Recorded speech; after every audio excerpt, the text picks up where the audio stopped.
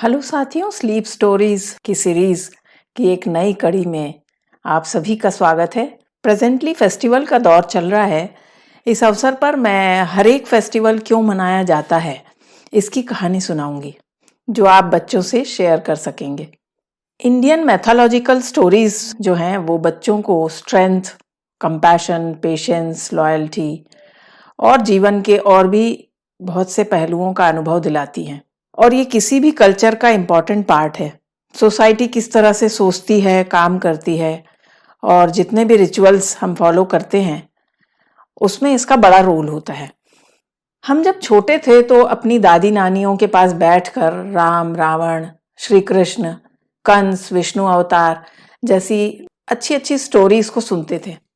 जैसे जैसे बच्चे बड़े होते हैं तो ये बहुत ज़रूरी है कि उन्हें हमारी माइथोलॉजी और हमारे सभी त्योहार क्यों मनाते हैं ये ज़रूर पता हो।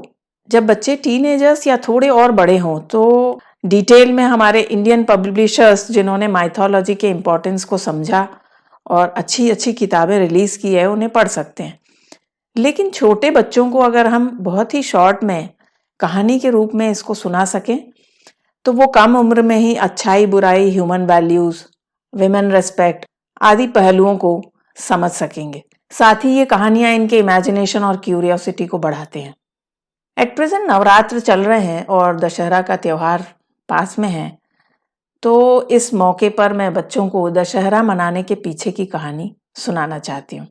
पौराणिक कथाओं के अनुसार पृथ्वी पर एक रंभ नाम का दानव यानी राक्षस राज करता था और इसको वरदान प्राप्त था कि उसके होने वाले पुत्र को जन्म से ही रूप बदलने की शक्ति होगी।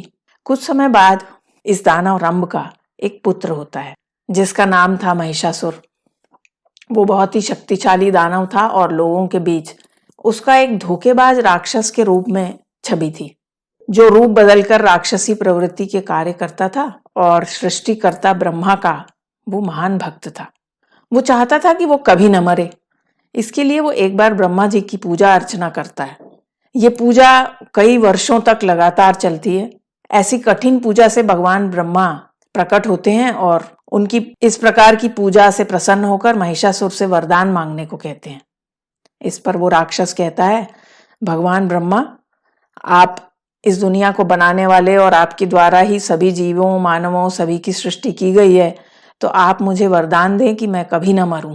इस पर ब्रह्मा जी कहते हैं कि सृष्टि का ये नियम है कि दुनिया में जो भी जीव पैदा हुआ है उसे एक ना एक दिन मरना ही है, इसलिए वो कभी ना मरने का वरदान नहीं दे सकते। इसलिए वो कोई और वरदान मांग ले। अब वो ब्रह्मा जी से कहता है, ठीक है, आप ऐसा वरदान दें कि मुझे कोई भी पुरुष या देवता ना मार सके। उसे ये घमंड था कि कोई स्त्री तो उसे मार ही नहीं सकती। तो ब्रह्मा जी उसे तथास्तु कहकर मतलब वरदान देकर अंतर्ध्यान हो जाते हैं। अब वो राक्षस महिषासुर भगवान ब्रह्मा से वरदान पाने के बाद स्वर्ग लोक के सभी देवताओं को वो परेशान करने लगता है और पृथ्वी पर भी उत्पात मचाने लगता है।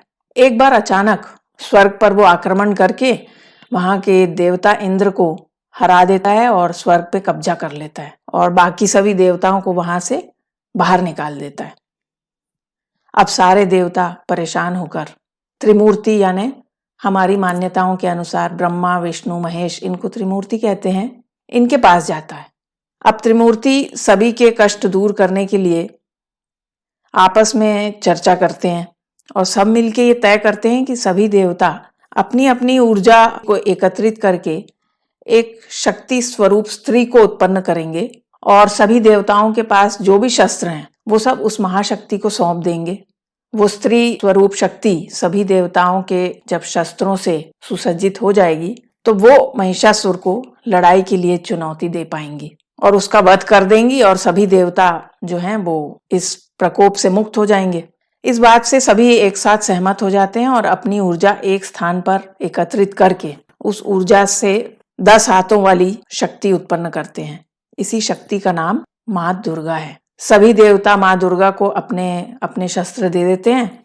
जैसे भगवान विष्णु अपना चक्र दे देते हैं, भगवान महेश अपना त्रिशूल, ब्रह्मा जी अपनी कुल्हाड़ी, ऐसे ही बाकी सभी देवता इंद्र, वरुण, अग्नि, वायु सभी अपने अपने शस्त्र उस देवी को सौंप देते हैं। अब वो देवी सशस्त्र होकर महाशक्ति के रूप में महिषासुर के अत्याचारों से लड़ने के लिए तैयार हो जाती हैं।